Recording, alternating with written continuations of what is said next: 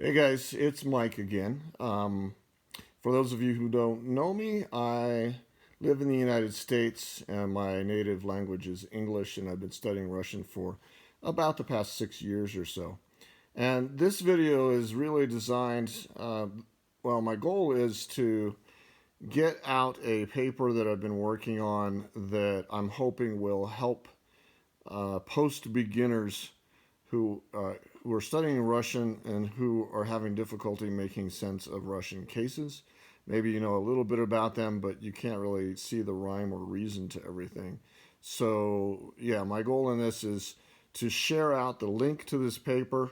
There's actually quite a bit here demonstrating various patterns and talking about each case in some detail.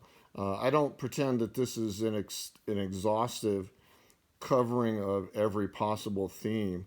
However, it's a work in progress, and I will be adding to it as well. As you can see, there are a couple of titles here that I, I expect to fill out at a later point in time to hopefully make all this information more useful for people who come across this paper.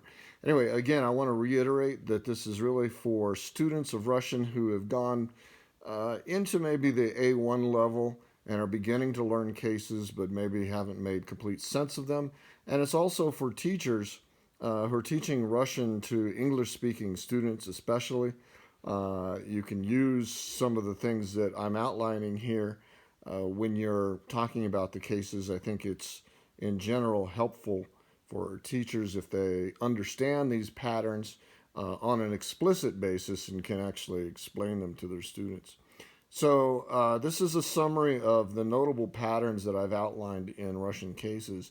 And I just wanted to go through these relatively briefly. And the quality time that you guys would spend with this is following the link in the description and actually looking through and reading the file for yourself, and then looking at tables of cases and determining for yourself if what I'm saying is true, making these connections and seeing those patterns for yourself. And then as you learn, using these connections to build new ways of looking at at the Russian language and cases and how they're constructed. So the first point here, I believe I've got 10 of them, 10, 11, or 12 maybe. The endings of nouns and adjectives follow a kind of logic. That is, they're not completely random. Um, so when people show you this chart of the endings of cases, it's easy just to try to memorize the whole thing. But I think it's a lot easier if you see the connections between the various endings and ask yourself why things are the way that they are. And so that's one of the things I'm trying to point out here, why they are what they are. The second point here being that soft letters are considered either the soft sign, myaky znak, or any letter that has the sound that starts with a y or u as part of the pronunciation. For example, the letters y, u, ya. Whenever a noun ends in a soft letter, like the soft sign ye, ye, ya, you, it will decline to another soft sound or letter. So, for example, ya is replaced by you, and etc. There is one exception, and that's when a letter actually declines to the letter E, which doesn't actually have the sound of ye or you. And there'll be more about that later. Thirdly, whenever a noun ends in a hard letter, like a consonant, or a vowel like a or oo or o that doesn't have the y sound in it, it will decline using a non soft sound or letter. That is what's typically called hard endings. Uh, for example, the word krasivaya will be in the accusative case krasivuyu, um, and so forth. Okay, number four, soft letters are considered either the soft sign or any letter that has the sound ye or u as part of the pronunciation. Um, Yeah, okay.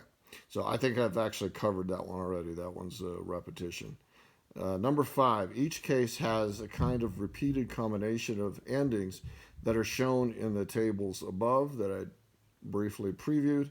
For example, the prepositional singular masculine is demonstrated in the following phrases: в новом доме, в русском языке, a хорошем доме. So you see there's this e or yem ye and so on. The neuter follows the same pattern as the masculine does. Feminine prepositional singular keeps the ye on the end of the noun, like kniga, for example, knige. But the adjective declines to either oi or ye, depending on the ending of the adjective. For example, в новой книге or хорошей школе. So it just depends upon the adjective.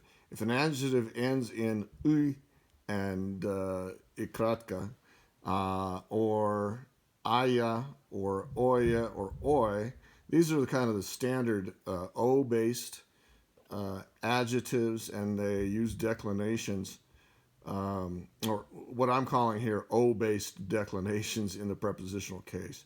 If an adjective ends in ikratka, or like a y sound, which is considered soft, or a yeye or yaya, then the e-based declination is used. So whenever you've got a feminine noun like kniga, and you want to use an adjective with it, let's say you want to say new book in the prepositional, then that would be новой книге. If you want to say good book, that would be в хорошей книге. So it all depends upon the ending of the adjective that's being used, but it's going to either be oi or ye. There are similar patterns in the plural declinations or declensions. For example, in the prepositional case, just add the letter at the end of the standard noun or adjective endings to get either ich for the uy, aya, oya, oi adjectives, or ich for the ye, yaya, yaya adjectives. The hard ending of the noun will be ach in the plural in prepositional, and the soft ending would be yach for the plural prepositional. So I realize that a lot of this might not make sense until you actually start looking at some of the tables and you look at the declinations themselves. But so once you actually look at those tables, then this will all start to come together and make more sense to you. There are patterns that happen between cases. For example, the accusative animate and the genitive endings always match each other in both singular and plural. Хорошего человека could be both accusative or genitive, and so on. Хороших людей could be both accusative or genitive. It just depends on how it's being used, but they're the same versions. Number 9, the adjective endings of oi, ye for feminine singular are always the same for the prepositional, dative, genitive, and instrumental cases. Yeah, that's a very important point. So if you know how to pick either oi or ye for the prepositional case, for example, like I just outlined, you use exactly the same process to pick one or the other for dative, genitive, or instrumental cases, which only leaves the accusative case, which for feminine is actually pretty darn easy. So in this particular case, you have something that seems very random, yet it's actually very consistent across the board. And I believe that's one of the most useful things to take note of in order to ensure that things are much simpler in your mind rather than just trying to memorize everything. Okay, just a couple more points. There are many word families that can help you remember how a certain type of word declines. And here are some examples. Nouns ending in iye, zadanie, сообщение, образование, здание, etc. Iya Sytuacja, racja, motivacja, intuicja, and so on. Also, feminine nouns ending with a soft sound, and the whole group of nouns ending with ost, with the soft sound, they all decline in the very same way. So I remember when I heard that nouns ending in ost with the soft sound were all feminine, that was a huge revelation to me because it cut out a whole bunch of memorization that I thought I would have to do, because I know they all decline in the same way. And you can put words like redkust, radest, židkast, even noch, žizen, and so on, all in this particular family.